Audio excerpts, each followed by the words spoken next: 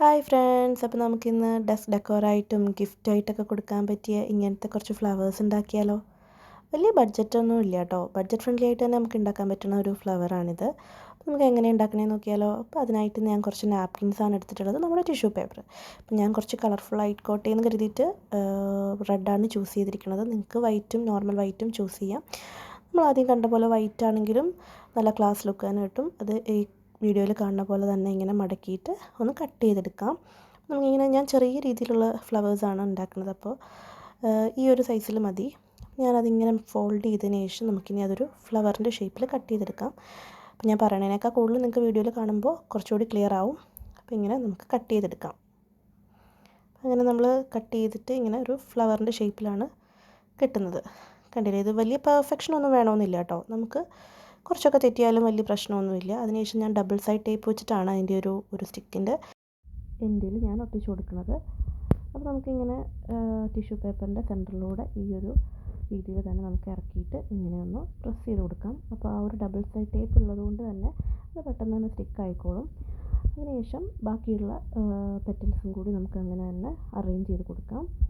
നിങ്ങൾക്ക് കാണുമ്പോൾ കുറച്ചും കൂടി ക്ലിയർ ആയിട്ട് മനസ്സിലാവുന്നുണ്ടാവും. ഇങ്ങനെ അറേഞ്ച് ചെയ്ത് കൊടുക്കാം. ഞാൻ ഇടയ്ക്ക് ചെറിയ നമ്മൾ നോർമൽ നമ്മുടെ ഗമ്മും യൂസ് ചെയ്യുന്നുണ്ട്.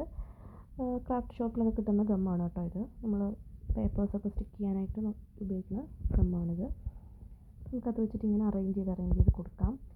അപ്പോൾ നിങ്ങൾക്ക് എത്രത്തോളം പെറ്റൽസ് വേണോ അതനുസരിച്ചിട്ട് നമുക്ക് യൂസ് ചെയ്യാം. അപ്പോൾ ഞാൻ നല്ല വലിപ്പത്തിലുള്ളൊരു ഫ്ലവറാണ് കേട്ടോ ചെയ്യുന്നത്. അപ്പോൾ അത് കാരണം കുറച്ചധികം പെറ്റൽസ് ഞാൻ യൂസ് ചെയ്യുന്നുണ്ട്.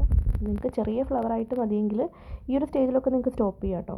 ഒരു 7-8 പെറ്റൽസൊക്കെ അറേഞ്ച് ചെയ്യുമ്പോൾ തന്നെ നല്ലൊരു ഫ്ലവറിൻ്റെ ഷേപ്പിൽ തന്നെ വരും. പക്ഷെ ഞാനിവിടെ കുറച്ചധികം യൂസ് ചെയ്യുന്നുണ്ട്, ഒരു 10-12 പെറ്റൽസോളം ഞാൻ യൂസ് ചെയ്യുന്നുണ്ട്. അങ്ങനെ ചെയ്യുകയാണെങ്കിൽ മാത്രം നമുക്കൊരു ഡാലിയയുടെ ഒക്കെ ഒരു ലുക്കിൽ നമുക്ക് കിട്ടുള്ളൂ. നമുക്ക് അങ്ങനെ അറേഞ്ച് ചെയ്ത് കൊടുക്കാം. ഇത് കംപ്ലീറ്റ് ആയിട്ട് അറേഞ്ച് ചെയ്തിട്ടുണ്ട്. നമുക്ക് കാണുമ്പോൾ തന്നെ മനസ്സിലാവും കുറച്ചധികം പെറ്റൽസൊക്കെ ആയിട്ടുണ്ട്.